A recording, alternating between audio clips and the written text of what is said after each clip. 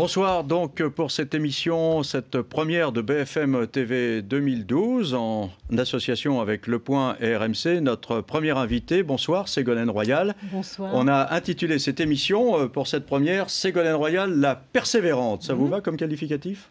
Oui, c'est assez positif. Bon, une fois, avant de parler de vos projets, de votre candidature à la primaire socialiste pour être la candidate socialiste à la présidentielle, il faut que nous parlions de ce drame et de ce deuil qui frappe la France avec nos deux compatriotes qui ont été tués hier au Niger. Est-ce que vous avez le sentiment que la France est soudée dans le deuil ?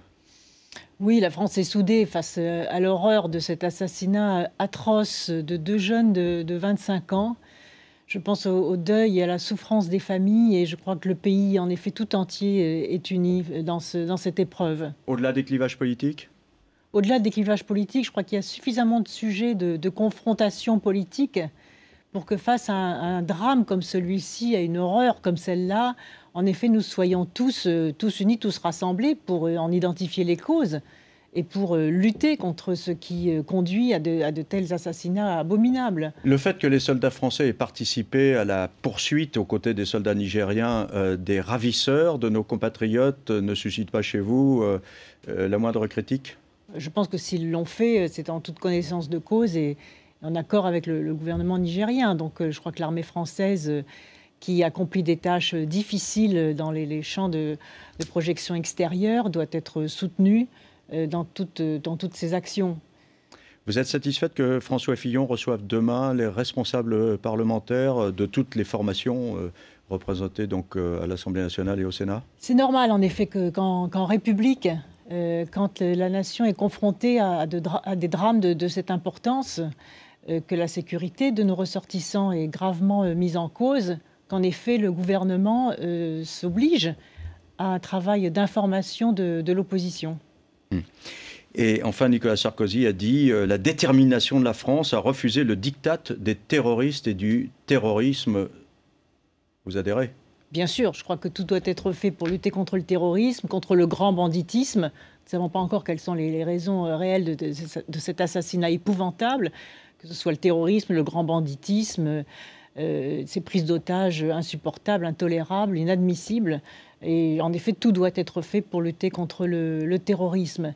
Mais puisque nous parlons de la sécurité de nos ressortissants et du travail de l'armée française, permettez-moi aussi d'avoir une pensée pour un jeune sous-officier qui est mort hier en Afghanistan et qui était originaire du régiment de Poitiers. Là aussi, je crois que la nation tout entière doit être aux côtés de nos soldats qui accomplissent des tâches extrêmement difficiles. Plus de 50 soldats français qui sont morts en Afghanistan. Évidemment, tout ceci va nous amener à parler de l'islam, même s'il ne faut pas confondre ces actes terroristes et la religion musulmane, mais ça risque encore une fois de susciter quelques polémiques en France. Et c'est Christophe Onodibio, le directeur adjoint du Point, qui vous posera des questions à ce sujet dans la deuxième partie de cette émission. Permettez-moi, Olivier Mazerolle, de contester tout de suite ce rapprochement que vous venez de faire. Je ne l'accepte pas. Je n'accepte pas ce rapprochement entre le terrorisme... Non, j'ai bien dit que ça n'était pas la même chose. Je n'accepte pas cela. Mais le fait même de formuler ce que vous venez de formuler, c'est-à-dire de rapprocher le mot terrorisme et le mot islam, est proprement insupportable pour tous les musulmans. Mais vous savez qu'il y a en France des gens qui vont faire le rapprochement. Non, non. Vous ne croyez pas ? Ils vont faire le rapprochement peut-être avec l'intégrisme, avec l'islamisme, mais certainement pas avec l'islam et avec les musulmans qui se sentent tous humiliés et insultés lorsque l'on rapproche ces deux concepts. Et en plus, c'est très dangereux parce que pour les Français qui n'ont pas forcément toutes les informations nécessaires... Le Conseil français du culte musulman a condamné... Eh bien voilà, vous avez raison de le rappeler. Voilà. Alors... Donc, on reparlera de tout cela dans la deuxième partie de l'émission. Vous avez revendiqué l'héritage de François Mitterrand. La campagne de 1980 de François Mitterrand avait été marquée par une prise de position morale très forte sur la condamnation de la peine de mort. Il avait dit d'ailleurs qu'il abolirait la peine de mort s'il était élu président de la République, alors que la majorité des Français étaient favorables à cette peine. Quelle pourrait être la prise de position morale, éthique, d'une campagne de Ségolène Royal en 2012 ? D'abord, merci d'avoir rappelé, c'est vrai, cet engagement de François Mitterrand qui résume bien la grandeur du personnage historique qu'il était, puisqu'il a pris ce risque politique en pleine campagne présidentielle, sachant qu'il allait à l'encontre de l'opinion majoritaire des Français. Et s'il l'a fait, c'est parce qu'il considérait que la peine de mort était une forme de barbarie. Alors vous me demandez maintenant quelle décision je prendrai dans cette hypothèse. Bon, nous n'en sommes pas encore au débat sur les projets. J'y travaille beaucoup, comme vous le savez, et le temps viendra, et notamment dans le cadre du débat des primaires, pour dire très clairement et très franchement à l'ensemble des Français ce que les uns et les autres nous aurons l'intention de faire. Et dans ces primaires, je dirai très clairement et très franchement ce que j'aurai l'intention de faire, même s'il s'agit de choses impopulaires. Morale, éthique comme ça qui pourrait marquer l'ambiance de votre campagne? Écoutez, en y réfléchissant tout en vous parlant, je dirais peut-être que la barbarie des temps modernes, la barbarie d'aujourd'hui, qu'est-ce que c'est que la barbarie d'aujourd'hui? Ce sont les hommes et les femmes qui sont considérés comme des choses dans les entreprises, dans certaines entreprises, et qui sont liquidés lorsqu'il faut chercher une rentabilité boursière ou une rentabilité financière immédiate. Et ça, je ne l'accepte pas. Je n'accepte pas cette chosification des hommes et des femmes, et je pense qu'il faudra remettre de la dimension humaine dans toutes les politiques. Alors, une décision très claire, très ferme, immédiate, que je prendrai, ce sera celle de l'interdiction des licenciements boursiers. Puisqu'on l'a vu récemment, et je l'ai vu en allant rencontrer les ouvriers de l'usine Lu, que 10 ans après, les tribunaux leur ont donné raison et ont déclaré que ces licenciements boursiers étaient illégaux. Alors moi, je pense qu'il faut inscrire dans la loi l'interdiction des licenciements boursiers.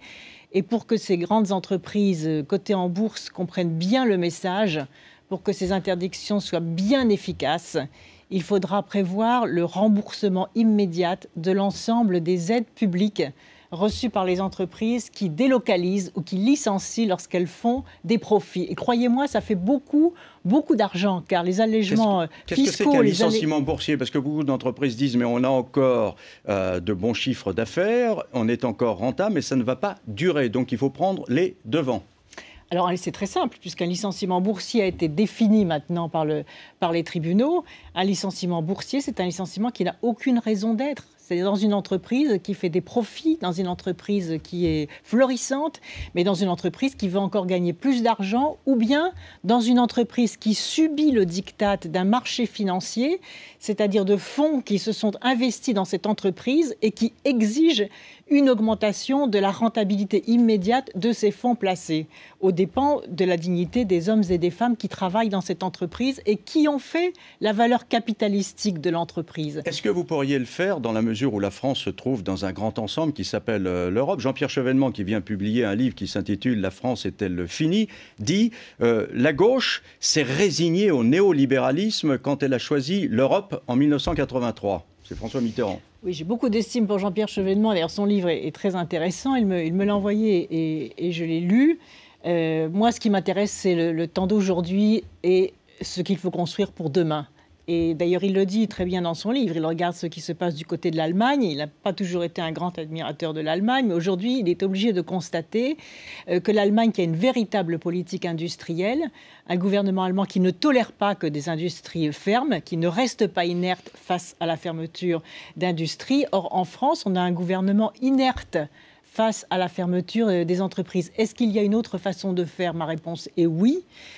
Pourquoi et comment? Par exemple, il faudrait que l'État puisse rentrer au capital des entreprises stratégiques, comme je l'ai fait dans la région que je préside. J'ai démontré que c'était possible en entrant au capital d'une entreprise qui produit le véhicule électrique, et nous avons réussi à sauver cette entreprise. Donc, il y a des solutions alternatives à ce que Jean-Pierre Chevènement appelle l'économie libérale et qui est devenue de plus en plus féroce. L'économie financière aujourd'hui et la logique des choses, juste un mot, puisqu'aujourd'hui, l'économie financière ne fonctionne qu'à son propre profit. Donc elle a été même détournée de son rôle, puisque la finance est là pour être au service de l'économie au service du bien-être des hommes et des femmes, et pour leur donner du travail et des salaires, et on est dans un système qui s'est totalement inversé, donc il faut remettre à l'endroit par rapport à cette logique. Tout de même, au nom du nécessaire retour à la compétitivité de l'économie française, Manuel Valls, qui lui aussi est candidat aux primaires socialistes, dit qu'il faut remédier aux 35 heures. Il faut détricoter les 35 heures. Quelle est votre position sur les 35 heures? Parce qu'en 2007, vous avez parlé des 35 heures, vous avez été en partie critique, pas totalement. Comment vous envisagez cette question aujourd'hui? Revenons peut-être sur ce que j'ai dit en 2007. C'était le moment de l'application des 35 heures. Et beaucoup de salariés ont souffert au moment de l'application des 35 heures lorsqu'elles ont été mal appliquées. Par exemple, dans certaines entreprises, les salariés se sont vus imposer des cadences supplémentaires. Je citais l'exemple des abattoirs, où tout d'un coup, les cadences ont augmenté et le travail devenait invivable. Or, ce qui est très important sur l'application des 35 heures, c'est de mieux organiser le travail, de mieux organiser la formation professionnelle pour que l'heure travaillée soit beaucoup plus compétitive. Donc, il ne faut pas les abandonner. D'abord, vous savez, depuis, il y a eu 5 ou 6 lois, donc elles ont déjà été considérablement assouplies, les 35 heures. Donc il ne faut pas les abandonner, mais ne pas revenir à ce qui s'est fait au départ. Il ne faut surtout pas les abandonner. Pourquoi? Parce que si vous abandonnez, si vous remettez en cause la durée légale du travail, vous diminuez le pouvoir d'achat. Parce que la durée légale du travail, pour que les Français comprennent bien, la durée légale du travail, les 35 heures, c'est ce qui permet de payer davantage les heures supplémentaires. Si vous bougez ce curseur, à ce moment-là, vous allez payer moins les heures supplémentaires, donc vous allez encore baisser le niveau des salaires. Or, le principal problème de l'économie française aujourd'hui, c'est les salaires trop bas. C'est les salaires trop bas, c'est-à-dire une demande économique trop basse. Voilà le principal problème de l'économie française aujourd'hui et d'ailleurs en Europe. La compétitivité de la France, si on monte les salaires? Mais la compétitivité de la France, elle se fait comment? D'abord, elle se fait dans le dialogue social. Alors vous avez vu que même une réforme aussi importante que la réforme des retraites, qui concerne un patrimoine commun à tous les Français, n'a pas pu être fait parce que le gouvernement n'a pas écouté les partenaires sociaux, n'a pas écouté les Français. Une nation forte, c'est une nation qui accomplit des réformes dans un consensus social. Et pour avoir un consensus social, il faut sécuriser les Français. Et pour sécuriser les Français, il faut leur donner de la justice sociale.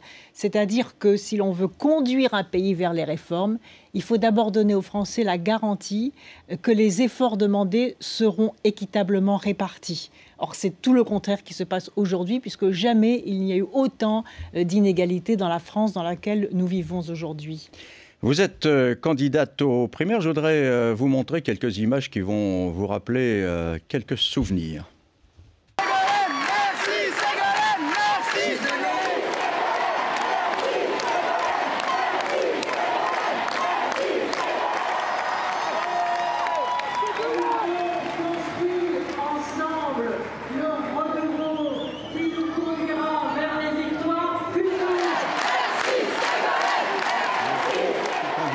Vers la victoire future, vous n'avez jamais abandonné, finalement, c'était le soir de votre défaite quand même, hein, vous n'avez jamais abandonné cette idée de vous représenter? Jamais. Jamais, à aucun moment? Non, jamais. Depuis, donc, c'était le 6 mai 2007, nous sommes 3 ans et quelques après, pas un seul jour vous n'avez abandonné cette idée? Pas un seul jour. Et qu'est-ce qui motive cette conviction chez vous? Vous avez dit hier, je rêve depuis longtemps de succéder à François Mitterrand. D'ailleurs, ça a commencé quand, cette idée? Peu importe. Peu importe. Elle a sans doute cheminé dans ma vie politique, peut-être auprès de François Mitterrand, dans l'observation du travail quotidien et de la capacité qu'il avait à réformer la France. Et puis, c'est quelque chose que j'ai ancré au plus profond de moi. Maintenant, comme je l'ai dit, ce n'est peut-être pas moi qui serais désignée, mais c'est un engagement, c'est vrai, c'est un engagement très profond que j'ai nourri aussi au contact de mes mandats locaux. C'est-à-dire le goût de la politique, c'est le goût de la morale de l'action, la capacité à changer les choses. C'est l'amour de la France, l'amour des Français, l'amour des territoires et de celles qui y habitent. Et chaque fois que j'ai eu la chance d'exercer des responsabilités politiques, qu'elles soient ministérielles ou qu'elles soient de députée, qu'elles soient présidente de région aujourd'hui, et ceux qui m'entourent pourraient le dire, et les hommes et les femmes qui me voient travailler pourraient le confirmer. Chaque jour, je me dis, mais qu'est-ce que j'ai fait aujourd'hui pour pouvoir faire avancer les choses, réformer, bouger, améliorer la vie des gens, régler les problèmes, trouver des solutions aux difficultés quotidiennes, et puis pour faire avancer et déployer le potentiel et l'énergie et le savoir-faire des hommes et des femmes qui habitent et qui vivent dans notre pays, et qui veulent aussi le voir avancer. Vous avez laissé entendre que vous pourriez retirer votre candidature aux primaires si Dominique Strauss-Kahn revenait. Est-ce que ce retrait sera automatique s'il annonce son retour, ou bien c'est un retrait sous condition ? D'abord, ce n'est pas l'essentiel. L'essentiel, c'est ce que diront les Français. Bien sûr, à la fois dans les primaires, mais c'est très important. Mais dans les primaires, parce que donc les opérations d'appareil ou les arrangements dans... sont toujours très mal vus par l'opinion. Vous savez, l'élection et la politique, Olivier Mazerolle, c'est très simple. C'est le moment où des millions d'hommes et de femmes vont mettre leur bulletin dans l'urne. Et la responsabilité de la politique, c'est d'arriver à convaincre, bien évidemment, mais c'est surtout de dessiner une espérance, de donner envie aux gens de continuer à avancer. Moi, quand je vois aujourd'hui que la France est le pays le plus pessimiste au monde, je n'accepte pas. Je n'accepte pas que la France soit le pays le plus pessimiste au monde. Mais si Dominique Strauss-Kahn revient avant les primaires, qu'est-ce que vous faites là ? Vous dites, je m'en vais automatiquement, ou bien je verrai en fonction des circonstances ? Vous savez, moi, je m'engage avec beaucoup d'humilité dans cette candidature, parce que c'est une décision lourde à prendre, c'est l'engagement d'une vie, ça pèse sur les proches, il faut être à la hauteur de ce défi. Et donc, j'ai toujours dit que s'il y avait quelqu'un qui était mieux placé que moi pour l'emporter en 2012, parce qu'il faut refermer cette parenthèse du pouvoir que nous subissons aujourd'hui, parce que la France mérite beaucoup mieux que ce qu'elle a et a soif de justice et de respect. Et donc, si on veut donner cela aux Français, il faut en effet l'emporter sur la droite en 2012. C'est le sondage qui décidera ? Pas seulement, je pense que nous déciderons ensemble, mais il y a deux hypothèses. Soit Dominique Strauss-Kahn, soit Dominique revient. J'ai toujours dit qu'à ce moment-là, je discuterai avec lui, je verrai s'il apparaît vraiment qu'il est dans une excellente situation pour pouvoir gagner. À ce moment-là, de deux choses l'une, soit il intègre l'ensemble des propositions que je fais et de la vision de la France qui est la mienne, de la mutation économique, sociale, écologique que j'ai l'intention de porter. Soit il intègre cela dans son programme et à ce moment-là, en effet, nous partons en équipe. Soit il n'intègre pas cela dans son programme et à ce moment-là, les Français choisiront au cours du débat des primaires, c'est une formidable avancée les primaires, puisque nous aurons chacun à dire quelle est notre vision de la France et comment nous allons nous y prendre pour assurer cette mutation et cette transformation de notre pays vers une situation meilleure, et en tout cas vers une situation plus juste et qui met un coup d'arrêt à la dégradation, à la paupérisation, à la précarisation de millions de familles et de petits retraités aujourd'hui.